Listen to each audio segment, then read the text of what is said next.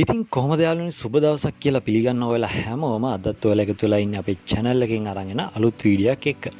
ඉතින් යාළුවනේ ගොඩක් කාලයකට පස්සේ මට හිතුණා අලුතෙන් වීඩියෝ එකක් කරන්න කියලා. මම හිතාගෙන ඉන්නේ මේක සීරීස් එකක් විදිහට කරන්න කියලා ටියුටෝරියල් එකක් විදිහට. ඉතින් ගොඩක් අයට තියෙන ප්‍රශ්නයක් තමයි අද කාලේ IELTS examination එක. ඉතින් මං හිතුවා මේ IELTS examination එකට විසඳුමක් විදිහට වීඩියෝ සීරීස් එකක් ඔයාලට අරන් එන්න උදව්වක් වෙන විදිහට. ඉතින් ලංකාවේ IELTS අලුත් වෙලා තියෙනවා කම්පියුටර් බේස් එක. දැන් පේපර් බේස් නැහැ. දැන් තියෙන්නේ කම්පියුටර් බේස් විතරයි ලංකාවේ අයට. ඉතින් මම හිතුවා ඒකට උදව්වක් වෙන විදිහට වීඩියෝ සීරීස් එකක් අරන් එන්න කියලා. ඉතින් යාළුවනේ මම මේක කොටස් වශයෙන් තමයි ගේන්න බලාපොරොත්තු වෙන්නේ කොටස් 5කට. මුලින්ම කොටසින් මම කියලා දෙනවා ඔයාලට කොහොමද IELTS real computer based exam එකට ready වෙන්නේ, ඒ හා සමාන ප්‍රැක්ටිස් වෙන්නේ කොහොමද කියලා. ඉතින් යාළුවනේ මම මෙතනදී වෙබ්සයිට් දෙකක් පෙන්නනවා. පළවෙනි එක නම් 150ක් වගේ තමයි computer based එකට සෙට් වෙන්නේ. හැබැයි දෙවෙනි වෙබ්සයිට් එක ඔයාලට 95%ක්ම වගේ real exam එකේ විදිහටමයි තියෙන්නේ. ඉතින් මම මේ වෙබ්සයිට් දෙකම ඔයාලට උදව්වක් වෙන විදිහට පෙන්නන්නම්. හැබැයි මම රිකමන්ඩ් කරන්නේ දෙවෙනි වෙබ්සයිට් එක. ඉතින් අපි ගිහිල්ලා බලමු පළවෙනි වෙබ්සයිට් එක මොකක්ද කියලා. ඔයාලට IELTS ගැන බේසික් නොලෙජ් එකක් නැත්නම් ඕන තරම් වීඩියෝස් තියෙනවා YouTube එකේ. ඒවා සර්ච් කරලා බලන්න. මම මෙතෙන්දී කියන්නේ ඕන දේවල් ටික විතරයි. ඉතින් මේ තමයි පළවෙනි වෙබ්සයිට් එක. IELTS master කියලා ඔයාලා Chrome එකේ සර්ච් කරගෙන මෙන්න මේ විදිහට ක්ලික් කරගන්න. ඊට පස්සේ ඔයාලට මෙතනින් බලා ගන්න පුළුවන් මෙන්න මේ විදිහට ටෙස්ට් ටිකක් පෙන්නලා තියෙනවා. ඉතින් ඔයාලට කැමති ටෙස්ට් එකක් මෙතනින් කරන්න පුළුවන්. හැබැයි ඔයාලා යන්න මේ IELTS official test 1 to 19 කියන එකට. ඒකේ තමයි අපේ Cambridge books ටික තියෙන්නේ. ඉතින් මම මේ විදිහට ඒක ඕපන් කරගත්තට පස්සේ අපිට official Cambridge book ටික බලා ගන්න පුළුවන්. ඉතින් මේක ඉන්ටර්ෆේස් එක බොහොම සරල විදිහට තමයි මේ වෙබ්සයිට් එකේ හදලා තියෙන්නේ. ඉතින් ඔයාලට පුළුවන් මේකේ මෙන්න මේ විදිහට ටෙස්ට් ටික තියෙනවා. කැමති ටෙස්ට් එකක් ඕපන් කරගෙන කරන්න. හැබැයි මේකේ ප්‍රශ්නේ තියෙන්නේ රියල් කම්පියුටර් බේස් එක විදිහට නෙමෙයි මේකේ ටෙස්ට් ටික හදලා තියෙන්නේ. මම දැන් ඔයාලට පෙන්නන්න රියල් එක්සැමිනේෂන් එකේ විදිහට 95%කටත් වඩා හොඳට අපිට ප්‍රැක්ටිස් කරන්න පුළුවන් වෙබ්සයිට් එක මොකක්ද කියලා. ඉතින් ඔයාලා ආපහු ටැබ් එකක් මෙන්න මේ විදිහට ඕපන් කරගෙන සර්ච් කරගන්න IELTS mate කියලා. මෙන්න මේ විදිහට සර්ච් කරගත්තම ඔයාලට බලා ගන්න පුළුවන් මේකේ වෙබ්සයිට් එක. ඔයාලා මුලින්ම මේක උඩ එකපාරක් ක්ලික් කරන්න. ඒක උඩ එකපාරක් ක්ලික් කරාට පස්සේ ඔයාලට මෙන්න මේ විදිහට IELTS mate ඉන්ටර්ෆේස් එක බලා ගන්න පුළුවන්. ඉතින් ඔයාලට මෙන්න මේ මැසේජ් එකට එහා පැත්තෙන් K අකුරක් පේනවා ඇති. ඔයාලා මෙන්න මෙතන උඩ ක්ලික් කරලා ඉස්සෙල්ලා ලොගින් වෙන්න ඕනේ. මම මේකට ලොග් වෙලා ඉන්න හින්දා තමයි මගේ මේ account එක පෙන්නන්නේ. ඉතින් ඊට පස්සේ ඔයාලට බලා ගන්න පුළුවන් මෙන්න මේ වම් පැත්තේ තියෙනවා reading, writing, listening, speaking කියලා කැටගරි කරලා. ඉතින් බොහොම ලේසියෙන් ඔයාලට පුළුවන් කැමති ටෙස්ට් එකක් තෝරන කරන්න.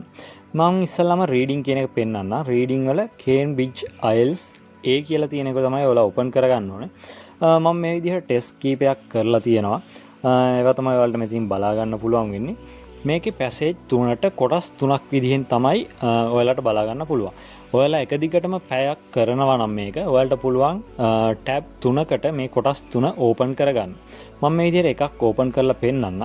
ඉතින් ඔයාලට මේක 7 days තමයි ලිමිටඩ් එකක් නැතුව පාවිච්චි කරන්න පුළුවන්. දවස් 7කට පස්සේ ඔයාලගේ membership එක expire වෙනවා. ඉතින් අල්ල මෙහෙම membership එක expire වුණා කියලා ඔයාලට කිසි ප්‍රශ්නයක් නැහැ. ප්‍රශ්නේ වෙන්නේ ඔයාලට අර මේකේ තියෙනවා අපේ ගයිඩන්ස් එකක්. ඒ ගයිඩන්ස් එක නැති වෙන එක විතරයි වෙන්නේ. ඔයාලට මෙතන උත්තර ටයිප් කරලා සබ්මිට් කරාම හරි ආන්සර් එක හොයාගන්න පුළුවන්.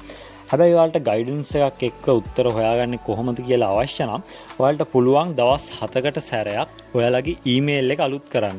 ඉතින් හැම ඊමේල් එකකටම දවස් 7ක unlimited time එකක් මෙයාලා දෙනවා. ඉතින් යාළුවනේ ඊට පස්සේ මම පෙන්නන්නම් listening එක කොහොමද කරන්න කියලා. ඔයාලා මේ listening එකට ගිහිල්ලා ඒකේ Cambridge Academic IELTS කියන එක තෝරගන්න. ඔයාලා general student කෙනෙක් නම් එයාලටත් පුළුවන් Cambridge general test ටික තෝරගන්න. ඉතින් මම මේ විදිහට test ටිකක් කරලා තියෙනවා. ඉතින් මෙන්න මේ විදිහට තමයි listening එකේ interface එක ඔයාලට බලා ගන්න පුළුවන්. මේකේ recording එකක් උඩින් යනවා. ඔයාලට speed එක sound එක ඕන එකක් මේකෙන් වෙනස් කරගන්න පුළුවන්. ඉතින් මේ විදිහට තමයි listening එක තියෙන්නේ. ඉතින් යාළුවනේ ඊට පස්සේ මම පෙන්නන්නම් writing එකටත් ගිහිල්ලා writing academic general දෙකම තියෙන වලට බලා ගන්න පුළුවන්. ඉතින් writing academic එකට ගියාට පස්සේ මේ විදිහට තමයි test C19 ටෙස්ට් 1 2 3 මේ හැම එකම ඔයාලට කරලා බලන්න පුළුවන්. කිසි ප්‍රශ්නයක් නැහැ. මෙතන තියෙන ස්ටාර්ට් එක ක්ලික් කරලා ඔයාලට රයිටිං එක කරන්න තමයි තියෙන්නේ. ඉතින් යාළුවනේ මම ස්පීකින් එක ගැන කතා කරන්නේ නැහැ මෙතනදී. මොකද ස්පීකින් එකත් ඔයාලට ඕන නම් මෙතනින් ගිහිල්ලා ක්ලික් කරලා බලන්න පුළුවන්. පාස් ස්පීකින් ප්‍රශ්නක් තියෙනවා. ඒ වගේම ඔයාලට මේකේ මොක් ටෙක්ස්ට් වගේක් තියෙනවා. ඔයාලා කැමති නම් කේම්බ්‍රිජ් බුක් ටික ඉස්සෙල්ලාම කරලා ඉවරලා මොක් ටෙක්ස්ට් ටිකත් කරලා බලන්න. මොක් ටෙක්ස්ට් ටික නම් අර කේම්බ්‍රිජ් බුක් වලට සමානයි වань මේ තියෙන පොඩි වෙනස්කම් තියෙනවා. ඉතින් ඔයාලා අනිවාර්යෙන් කේම්බ්‍රිජ් බුක් 19 ඉඳන් 12ට වගේ යනකල්ට පුළුවන් නම් කරලා යන්න. එතකොට ඔයාලට කොන්ෆිඩන්ස් ඇතුව ඔයාලගේ ටෙස්ට් එක කරන්න පුළුවන්. ඉතින් යාළුවනේ මම දැන් පෙන්නන්නම් වෙබ්සයිට් එකක්. ඔයාලා රයිටිං කරනවා නම් ඔයාලගේ රයිටිං ස්පීඩ් එක සහ ඇකියුරසි එක හදා ගන්න ඕනේ.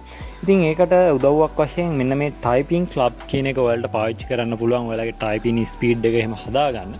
ඉතින් මේක ලොකු උදව්වක් වෙයි. මොකද නැත්තම් ඔයාලට පැයක් ඇතුළත ටාස්ක් 1 ටාස්ක් 2 රයිටින් දෙකම කරගන්න ටයිම් අඩු වෙනවා. ඔයාලගේ ටයිපින් ස්පීඩ් එක ස්ලෝ වෙනවා. ඉතින් මේක බෙස්ට් වෙබ්සයිට් එකක් ඔයාලගේ ටයිපින් ස්පීඩ් හදාගන්න. මේකේ ටියුටෝරියල් එකක් විදිහට තමයි තියෙන්නේ. ඔයාලා මුලින්ම ලොගින් වෙලා ඉන්න නැත්නම් ඔයාලා ආපහු එද්දින් ඔයාලට ආයේ මුලින් ඉඳන් මේක කරන්න වෙයි. ඉතින් මේ විදිහට ටියුටෝරියල් එකේ වීඩියෝස් ඉස්සලම් පෙන්නනවා. ඊට පස්සේ තමයි අපිට ඇක්ටිවිටි එකට යන්න තියෙන්නේ. ඉතින් යාළුවනේ මේකේ ස්කිප් කරන්න නැතුව කොටස් ඔක්කොම එක දිගට කරන්න යන්න. මමත් මේකෙන් තමයි ප්‍රැක්ටිස් කරේ. ඔයාලට පුළුවන් කීබෝඩ් එක දිහා බලන්නේ නැතුව ස්ක්‍රීන් එක දිහා විතරක් බලන IT ෆීල්ඩ් එකේ ප්‍රොෆෙෂනල් කෙනෙක් වගේ ටයිපින් ස්පීඩ් එක ඔයාලට හදාගන්න මේකේ 1 to end වෙනකල් කරන්න. ඉතින් යාළුවනේ මේ විදිහට තමයි ඉස්සෙල්ලාම ටියුටෝරියල් එක බලා ගන්න පුළුවන්. ඔයාලට මේකෙන් ෆින්ගර් මාක්ස් එක්කම කොහොමද මේක කරන්න කියලා පෙන්නනවා ඉස්සෙල්ලාම. ඉතින් මෙතනදී ඔයාලට පුළුවන් ඔයාලගේ ස්පීඩ් එක ඇකියුරසි එක හදාගන්න. ඉතින් මම මේ වෙබ්සයිට් දෙක තුනක් පෙන්නුවා. IELTS කොහොමද X-Real exam එක කරන්නේ වෙබ්සයිට් දෙක සහ ටයිපින් ස්පීඩ් එක හදාගන්නේ කොහොමද කියන එක. ඒකෙන් IELTS mate කියන එක තමයි මම recommend කරන්න ඔයාලට පුළුවන් නම් IELTS mate එක්ක ඔයාගේ ප්‍රැක්ටිස් කරන්න සහ ඔයාගේ ටයිපින් ස්පීඩ් එක හදාගන්න රයිටින් වලට මේ වෙබ්සයිට් එක යූස් කරන්න. ඉතින් යාළුවනේ මම හිතනවා අදගෙන ආපු වීඩියෝ එක ඔයාලට ගොඩක් වැදගත් වෙන්නේ නැති කියලා. ඔයාලා IELTS කරන කෙනෙක් හැටියට අදගෙන ආපු වීඩියෝ එක වැදගත් වුණා කියලා හිතනවා නම් වීඩියෝ එක ලයික් කරන්න, කමෙන්ට් කරන්න, තව කෙනෙක්ට බලන්න ෂෙයා කරන්න. මතක ඇතුව අපේ channel එක subscribe කරලා තියාගන්න. මේ වගේ වටිනා වීඩියෝස් ගොඩක් ඔයාලට දැනගන්න පුළුවන්. ඉතින් යාළුවනේ නැවත වීඩියෝ එකකින් හමු වෙනතුරු ගිහින් එන්න සුබ දවසක්.